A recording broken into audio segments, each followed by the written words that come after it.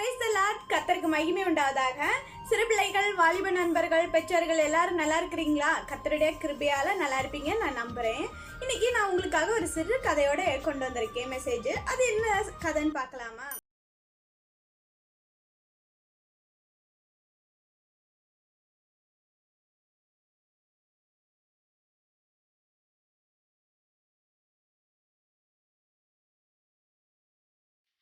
ரிலேட்டிவ்ல ஒரு அங்கிள் ஒரு சிறிய இடத்துல வெஜிடபிள் செடியும் ஃப்ளவர் செடியும் நட்டு அதை பராமரித்து வளர்த்து வந்தாங்க. அந்த செடிகளும் அதனுடைய பயனை கொடுத்து வந்து சிறிது நாட்கள் போக போக அந்த செடிகள் என்ன ஆயிடுச்சுன்னா பலனை கொடுக்கதை கம்மி பண்ணி உலர்ந்து அது பட்டு போயிருச்சு.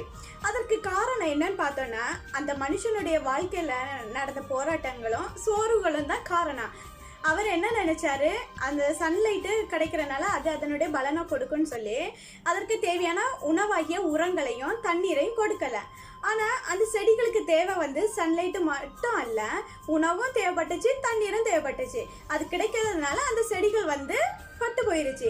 இதே மாதிரி தாங்க நம்ம வாழ்க்கையில கூட இன்னைக்கு அநேக பாடுகளும் போராட்டங்களும் மத்தியில நம்மளும் வாழ்ந்து கொண்டு இருக்கிறோம். இதனால நம்மளுக்கு வந்து நடக்க வேண்டிய அற்புதங்களும் நமக்கு நடக்க வேண்டிய நல்ல காரியங்களும் எதுவும் நடக்க மாட்டேங்குது. அப்போ இந்த செடிக்கு தேவையான அந்த உணவும் தண்ணியும் தேவைப்பட்டுச்சு.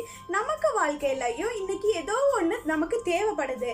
நம்ம சந்தோஷத்தை பாருங்க, ஃபெஸ்டிவல் மாதிரி தீபாவளிக்கும் கிறிஸ்துமஸும் போல வந்துட்டு போகுது. ஆனா எப்பவும் நமக்கு கஷ்டம்தான் இருக்குது நம்முடைய வாழ்க்கையில. அப்போ இந்த செடிகளுக்கு தேவையானது அந்த உரமாய்க்கிய உணவும் தண்ணீரும் தேவைப்படுறதா இருந்து நமக்கு இந்த உலகத்துல வாழ்றதுக்கு ஏதோ ஒண்ணு வந்து தேவைப்படுது. அந்த ஒரு விஷயம் இல்லாததுனால தானே நம்ம இந்த உலகத்துல வந்து இவ்வளவு பாடுகளையும் கஷ்டங்களையும் அனுபவிக்கிறோம். அந்த ஒரு விஷயம் என்னதுன்னு சொல்லிக்கிட்டு நம்ம பரிசுத்த வேதாகமத்துல பாப்போமா, ஏசப்பா என்ன சொல்லியிருக்காங்கன்னு. ஓகே, எல்லாரும் யோவான் 15ஆம் அதிகாரம் 4வது வசனம் 5வது வசனம் எல்லாரும் எடுக்கிறீங்களா? பைபிள்ல எடுக்கிறீங்களா? நானும் வசனத்தை வாசிக்கட்டுமா?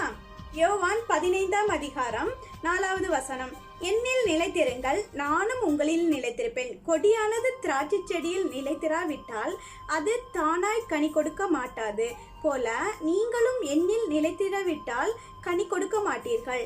நானே திராட்சை செடி, நீங்கள் கொடிகள். ஒருவன் என்னிலும் நான் அவனிலும் நிலைத்திருந்தால் அவன் மிகுந்த கனிகளை கொடுப்பான். என்னை அல்லாமல் உங்களால் ஒன்றும் செய்யக்கூடாது. ஆமேன்.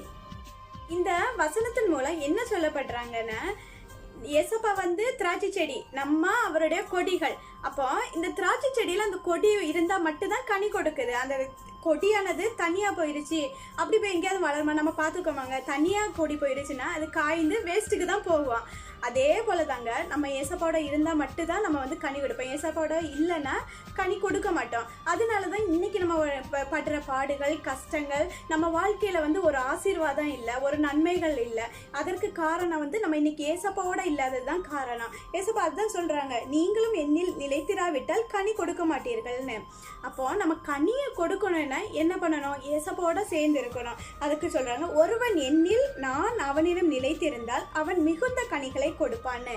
ஏசப்பாவோட சேர்ந்து நம்ம வாழ நேரம் கொஞ்சம் கனி இல்லைங்க, அவங்க சொல்றாங்க மிகுந்த கனியை கொடுப்பேன். மிகுந்த ஆசீர்வாதங்கள் நம்ம வாழ்க்கையில அநேக ஆசீர்வாதங்கள் நடக்கும். அந்த ஆசீர்வாதங்கள் நமக்கு மட்டும் இல்லாம நம்ம மற்றவங்களுக்கும் செய்யும்படியாக பெரிய ஆசீர்வாதத்தை ஏசப்பா தருவாங்க. ஏசப்பாவோட சேர்ந்து நடக்க நேரம் நம்மளோட தடைகள் எல்லாம் நீங்கி ஆசீர்வாதமான ஒரு வாழ்க்கை நமக்கு வரும். நம்ம இன்னைக்குல இருந்து ஏசப்பாவோட சேர்ந்து நம்ம நடப்போமா? ஏசப்பாவோட சேர்ந்து ஐக்கியமா வாழுவோமா?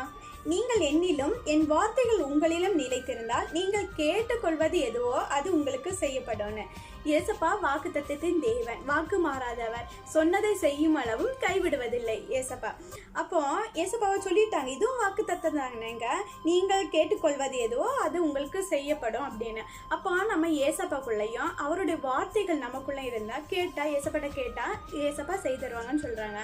ஆனா நம்ம இப்ப பாருங்களேன், இந்த நம்ம உலகத்துல இருக்க மக்கள் எல்லாம் நம்ம இந்த அன்பை கொண்டு யாருக்கையாவது மேல வச்சிரும். அந்த அன்பு வைத்தது இல்லாம அவங்ககிட்ட இருந்து அது வந்து டபுளா வரணும்னு நம்ம எதிர்பார்ப்போம். ஆனா என்ன பண்ணுவாங்க, அவங்க அதை கேர் பண்ணிக்க மாட்டாங்க.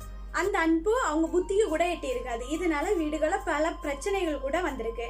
இந்த அன்பை வந்து நம்ம வீணான மனுஷங்கிட்ட போய் கொட்டுறதுக்கு ஏசப்பாட்ட இந்த அன்பை நீங்கள் கொடுத்து பாருங்க. ஏசப்பா அதுக்கு டபுள் மடங்காக நமக்கு வந்து அன்பை செலுத்துவாங்க. நம்ம கேட்கிறதா கொடுப்பாங்க. நம்ம எல்லாம் கொடி, அந்த கொடியானது திராட்சை செடியோடு சேர்ந்து இருக்கணும். அதே போல் நம்ம இந்த கொடி மக்களாகிய நம்ம ஒரு கொடிகள் இல்லையா, திராட்சை செடியான ஏசப்பாவை கூட நம்ம சேர்ந்து நடப்போமா? அப்போ தான் நம்ம பல மிகுந்த கனிகளையும் கொடுப்போம். நம்ம வாழ்க்கையிலையும் ஆசீர்வாதங்கள் நன்மைகள் நடக்கும். நான் இன்னைக்கிலேருந்து ஏசப்பாவோட நடக்க படிக்கிறேன், பழகிறேன். நீங்களும் ஏசப்பாவோட நடக்கிறீங்களா? Okay, God bless you. Amen.